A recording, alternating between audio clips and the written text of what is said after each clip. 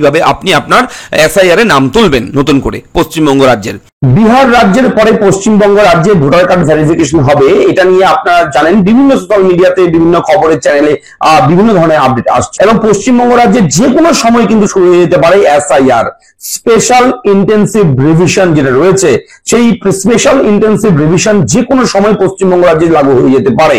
Official বিজ্ঞপ্তি যদিও এখনো ইসিআই যে রয়েছে ইলেকশন কমিশন অফ ইন্ডিয়া কিন্তু জারি করেনি, তবে এখানে আমাদের বেশ কিছু ডাউট রয়েছে। যে ডাউট গুলো আমাদের মনের মধ্যে রয়েছে আমি এই ভিডিওতে শেয়ার করার চেষ্টা করবো, কভার করার চেষ্টা করবো, বুঝিয়ে দেওয়ার চেষ্টা করবো। মন দিয়ে শুনুন।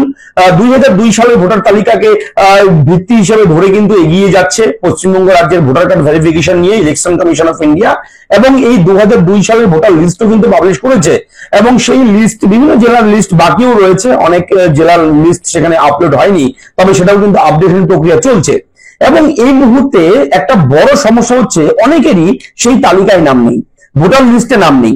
হয়তো আপনার ভোটার তালিকায় নাম নেই, আপনি সেই সময় ভোটার হননি, ভোটার কার্ড হয়নি, আপনি আবেদন করেছেন ভোটার কার্ড পাননি, ভোটার লিস্টে নাম ওঠেনি, এরকম বিভিন্ন সমস্যা থাকতে পারে। তবে যে কোনো সমস্যা হোক না কেন, আপনার যে কোনো প্রবলেম থাকুক না কেন, কোনো না কোনো কারণে যদি আপনার সেই 2002 সালের লিস্টে নাম না পান, তাহলে আপনি কি করবেন? তাহলে কি আপনাকে ভারতে থাকতে দেবে না? ভারতের নাগরিকত্ব হারাবেন? তো এটা নিয়ে ডিসকাশন করবো, একটু মন দিয়ে শুনুন, খুবই ইনফরমেটিভ, সকলের এই ভিডিওটা দেখা উচিত। হয়তো আপনার লিস্টে নাম আছে কিংবা আপনার পরিবারের বাইরে যারা রয়েছে, পারিপার্শ্বিক পরিবেশে যারা রয়েছে প্রতিবেশী, তাদেরও হয়তো কারণ নেই। তো আপনি এই ভিডিওর ইনফরমেশন পেয়ে আপনি তাকে বলতে পারবেন, তাকে জানাতে পারবেন যে এই ব্যাপার রয়েছে। তো আমি বলে দিচ্ছি, এক এক করে মন দিয়ে শুনুন। দেখুন, আমি থাকবো ভিডিওতে আপনার সঙ্গে সবসময় মতো শুভঙ্কর। আপনি দেখছেন আপনাদের প্রিয় ইউটিউব চ্যানেল রেফারেন্স, চ্যানেলটাকে সাবস্ক্রাইব করবেন যদি প্রথমবার আপনি আমাদের চ্যানেলের ভিডিও দেখে থাকেন। তো চলে আসছি ভিডিওর মূল বিষয়ে। দেখুন, বিহারে কিন্তু 2003 সালের ভোটার তালিকাকে ধরে কিন্তু ভোটার ভেরিফিকেশন হয়েছে, 2003 এর লিস্ট চেয়েছে। তবে পশ্চিমবঙ্গ রাজ্যে লাস্ট হয়েছিল 2002 সালে লাস্ট এসআইআর, এবং এই এসআইআর কিন্তু পশ্চিমবঙ্গের প্রথম না, এর আগেও হয়েছে, 2 যুগ আগে হয়েছে, 2 যুগ পর কিন্তু এবার হতে চলেছে এবং প্রবল সম্ভাবনা রয়েছে আগস্ট মাস থেকেই এই ভোটার ভেরিফিকেশন পশ্চিমবঙ্গ রাজ্যে শুরু হওয়ার।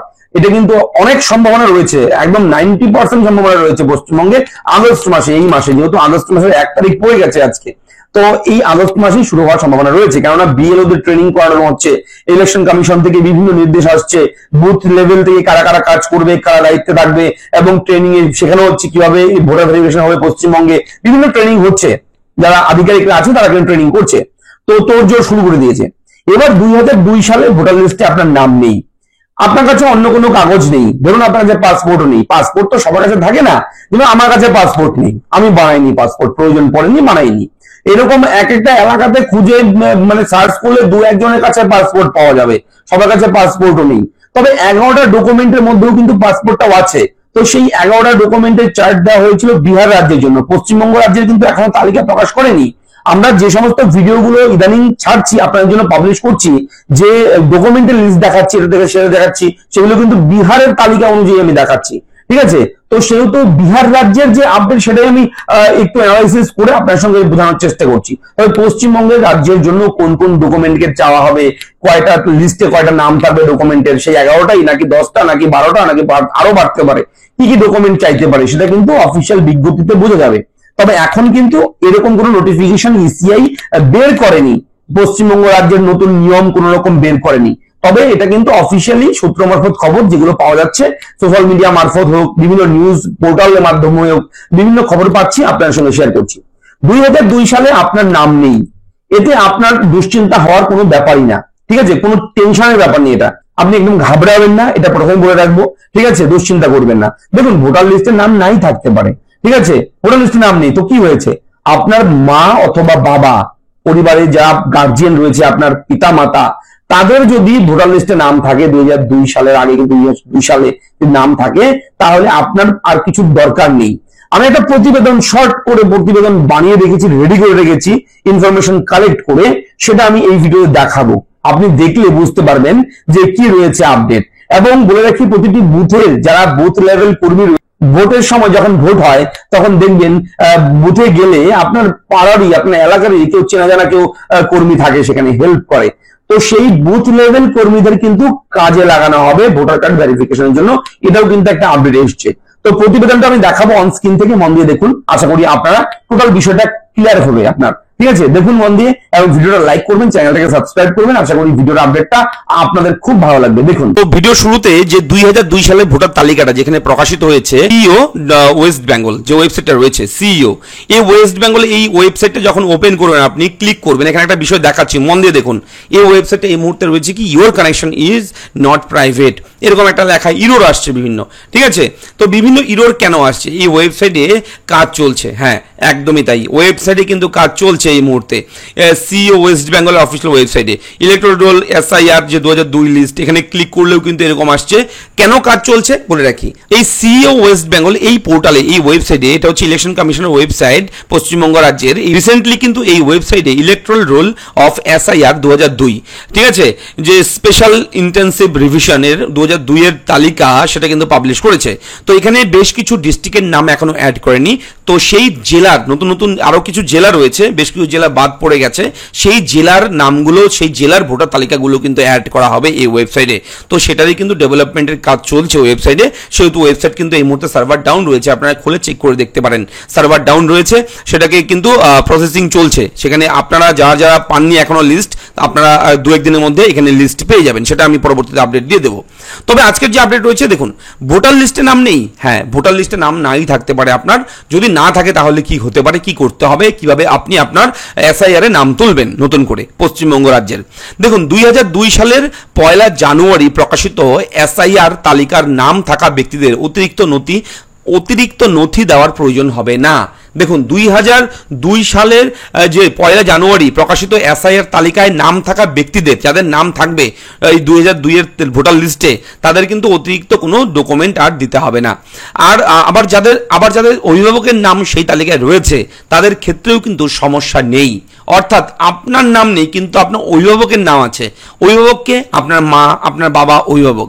তো সেহেতু আপনার মায়ের নাম আর বাবার নাম যদি থাকে ভোটার তালিকায় 2002 সালে, তাহলে আপনার সেই ভোটার লিস্টে নাম থাকুক না থাকুক সেটা ফ্যাক্টর নয়, আপনার কোনো সমস্যা হবে না। ঠিক আছে, এটা হচ্ছে স্পষ্ট বিষয়।